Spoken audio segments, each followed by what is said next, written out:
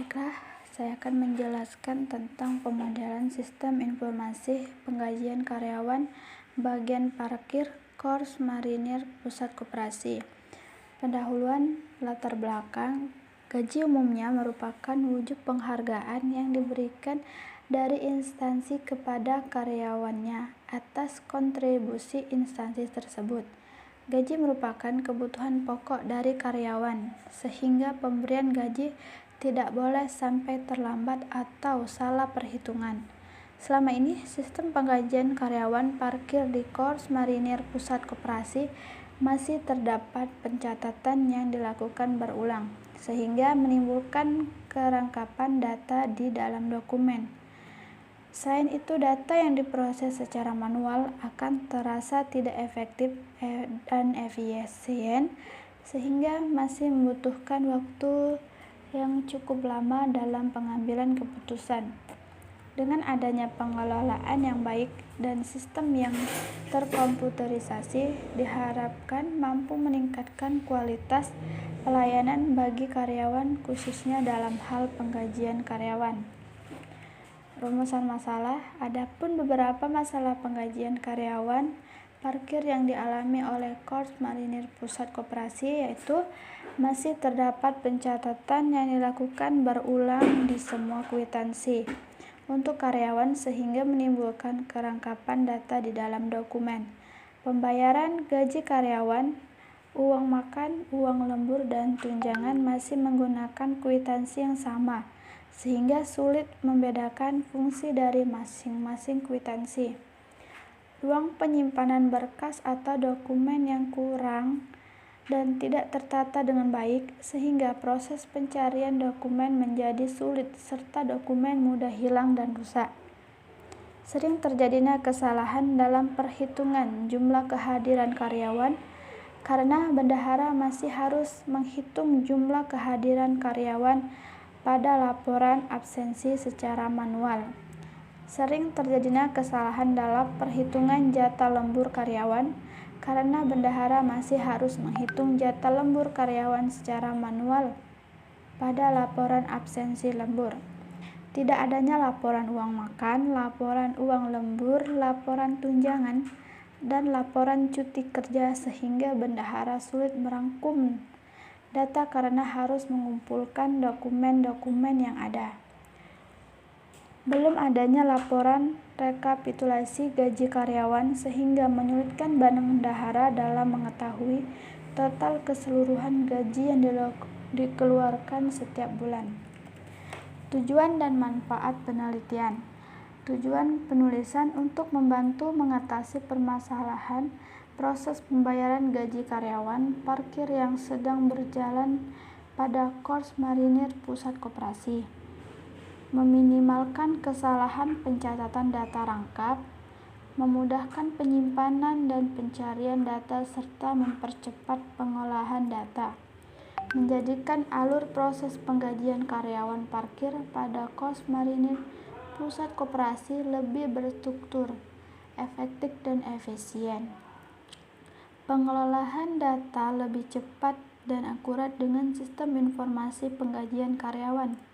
Menyediakan laporan-laporan beserta dokumen kekurangan sistem yang dibutuhkan dengan tepat akurat sebagai salah satu syarat untuk kelulusan program S1 Universitas Budiluhur Jakarta. Manfaat penulisan bagi penulis sendiri untuk menambah pengetahuan dan pengalaman. Bagi penulis dalam menerapkan ilmu yang diperoleh selama perkuliahan, dapat meningkatkan kinerja bendahara Korps Marinir Pusat Koperasi, terutama dalam proses penggajian karyawan di bagian parkir, untuk mempermudah penyimpanan data, mengurangi terjadinya kesalahan-kesalahan dan kerusakan pada data. Manfaat penelitian ini bagi institusi diharapkan dapat menjadi bahan pembelajaran dan referensi bagi kalangan yang akan melakukan penelitian lebih lanjut dengan topik yang berhubungan dengan judul penelitian yang sama.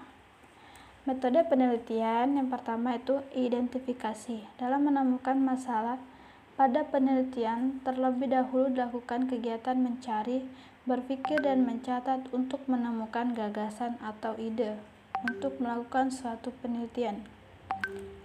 Dalam proses berpikir, lakukan pengamatan atau survei mengenai subjek dan objek dari masalah yang terjadi di lapangan. Selanjutnya, dilakukan proses identifikasi terhadap suatu masalah, yaitu kerangka kerja pemikiran. Adapun kerangka kerja penelitian yang dipakai untuk melakukan penyusunan penelitian ini sebagai berikut. Pengumpulan data. Pada tahap ini lakukan proses pengumpulan data yang bertujuan untuk mendapatkan data dan informasi yang dibutuhkan oleh peneliti untuk mencapai tujuan dan menjawab permasalahan pada subjek penelitian. Yang kedua, analisis sistem. Pada tahap ini lakukan mengevaluasi permasalahan yang timbul pada setiap yang sedang berjalan. Dengan demikian, diharapkan peneliti dapat menemukan kendala-kendala dan permasalahan yang terjadi pada sistem penggajian di Korps Marinir Pusat Koperasi, sehingga dapat diusulkan perbaikan. Pengembangan sistem. Pada tahap ini lakukan penyusunan sistem dengan menggunakan model waterfall. Pembuatan laporan. Pada tahap ini lakukan pembuatan laporan yang disusun sesuai dengan hasil penelitian yang telah didapatkan sehingga menjadi laporan penelitian yang dapat memberikan gambaran secara utuh tentang sistem yang dibangun. Metode pengumpulan data. Metode yang diterapkan oleh peneliti untuk mengumpulkan data dan informasi yang dibutuhkan yaitu dengan cara observasi, wawancara, studi dokumen, studi kepustakaan. Metode pengembangan sistem mengacu pada model waterfall atau yang sering disebut juga dengan model air terjun. Merupakan mode waterfall yang digunakan untuk memodelkan dan mengembangkan sistem yang diusulkan.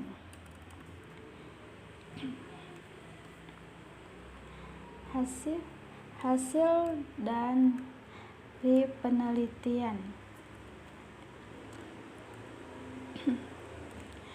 Yang pertama, analisa masalah. Yang analisa sistem dari activity diagram proses absensi. Ya, menjelaskan bendahara akan memberikan buku absensi kepada karyawan, kemudian karyawan menandatangani buku absensi yang telah disediakan. Absensi ini digunakan oleh bendahara sebagai acuan dalam pembuatan slip uang makan. Yang kedua, activity diagram proses pembuatan slip uang makan. Menjelaskan bendahara melihat laporan kehadiran karyawan di buku absensi. Kemudian bendahara akan membuatkan slip uang makan beserta memberikan uang makan dan menyerahkannya pada karyawan.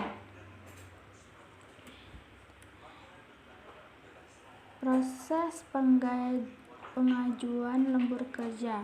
Pada gambar karyawan mengajukan lembur kerja kepada bendahara. Selanjutnya, bendahara akan memeriksa jatah lembur karyawan pada buku absensi. Jika kurang dari 84 kali dalam setahun, maka karyawan tersebut akan diizinkan oleh bendahara. Proses pembuatan slip lembur. Menjelaskan bendahara melihat laporan kehadiran karyawan pada buku absensi. Kemudian bendahara akan membuatkan slip uang lembur beserta memberikan uang lembur, lalu menyerahkannya kepada karyawan. Proses pembuatan slip gaji. Di bulan, bendahara akan membuat slip gaji karyawan dan memberikan cap. Selanjutnya, bendahara menyerahkan gaji karyawan kepada karyawan. Proses pembuatan slip tunjangan. menjelaskan bendahara akan memeriksa jumlah karyawan yang mendapatkan tunjangan, kemudian bendahara akan membuat slip tunjangan dan memberikan uang tunjangan secara tunai, lalu menyerahkannya kepada karyawan. Proses pengajuan cuti kerja. Karyawan yang akan mengajukan cuti makan sehari sebelum cuti, karyawan harus melapor kepada bendahara. Lalu bendahara akan memeriksa sisa cuti pada buku absen. Jika masih memiliki sisa cuti tahunan, maka bendahara akan berizin cuti dan memberikan form cuti kerja. Selanjutnya, karyawan diminta untuk mengisi form cuti kerja yang telah diberikan, kemudian memberikan kembali kepada bendahara. Proses pembuatan laporan. Bendahara akan membuat laporan absensi karyawan dan absensi lembur pada akhir bulan, lalu diserahkan kepada ketua. Use case master yang terdiri dari entry data karyawan, entry data bagian, dan entry data tunjangan. Dari transaksi. Use case transaksi yang terdiri dari entry absensi, cetak uang makan, entry absensi lembur, cetak uang lembur, cetak gaji, cetak tunjangan, dan cetak form pengajuan cuti. Laporan. Use case laporan yang terdiri cetak laporan absensi, cetak laporan uang makan, cetak laporan absensi lembur, cetak laporan uang lembur, cetak laporan tunjangan, cetak laporan cuti kerja, dan cetak laporan rekap gaji. Lalu menggunakan ERD, rancangan yang ada pada sistem. Terus struktur tampilan menu yang ada pada sistem.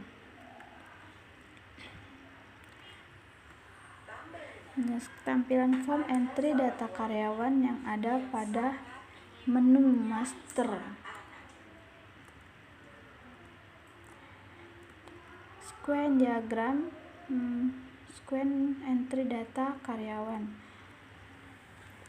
Berdasarkan analisa yang telah dilakukan, penulis dapat menyimpulkan bahwa dengan diterapkannya sistem terkomputerisasi diharapkan dapat mengurangi kesalahan dan kerangkapan data dalam pencatatan. Disediakannya beberapa modul yang menghasilkan keluaran berupa slip pembayaran, diantaranya modul cetak uang makan untuk mencetak slip uang makan, modul cetak untuk slip lembur untuk cetak slip uang lembur, modul cetak slip gaji untuk pembayaran gaji, dan modul cetak tunjangan pembayaran gaji slip tunjangan. Dengan diterapkannya sistem terkomputerisasi diharapkan membantu bendahara dalam penyimpanan dan mencari data, sehingga meminimalisir terjadinya kerusakan dan kehilangan dokumen. Dengan diterapkannya sistem terkomputerisasi membantu bendahara untuk mengetahui jumlah kehadiran karyawan tanpa perlu menghitung kembali jumlah kehadiran karyawan karena sudah dilakukan oleh sistem. Sistem terkomputerisasi diharapkan membantu bendahara untuk mengetahui jatah lembur karyawan tanpa perlu menghitung kembali jatah lembur karyawan karena sudah dilakukan oleh sistem. Dengan diterapkannya sistem terkomputerisasi, laporan uang makan, laporan uang lembur, laporan tunjangan, dan laporan cuti kerja dapat melihat siapa saja karyawan yang telah mendapatkan uang makan. Pemodelan dan simulasi instrumen pesawat. Pendahuluan latar belakang navigasi merupakan hal yang sangat penting dalam lalu lintas udara. Tidak seperti lalu lintas di darat yang sudah tersedia jalurnya. Dalam praktiknya, sebuah pesawat sangat membutuhkan petunjuk navigasi untuk mengarahkan pesawatnya dari tempat asal ke tempat tujuan agar tidak keluar dari jalur lalu lintasnya dan memperkecil resiko kecelakaan pesawat. Dalam kegiatan penerbangan, pengetahuan dan keterampilan bernavigasi bagi semua pihak yang terkait dengan kegiatan penerbangan sangat penting dan menentukan keberhasilan misi penerbangan itu sendiri. Seperti yang termuat pada Undang-Undang Nomor 1 Tahun 2009 tentang penerbangan, bahwa navigasi penerbangan adalah proses mengarahkan gerak pesawat udara dari satu titik ke yang lain dengan selamat dan lancar untuk menghindari bahaya atau rintangan penerbangan.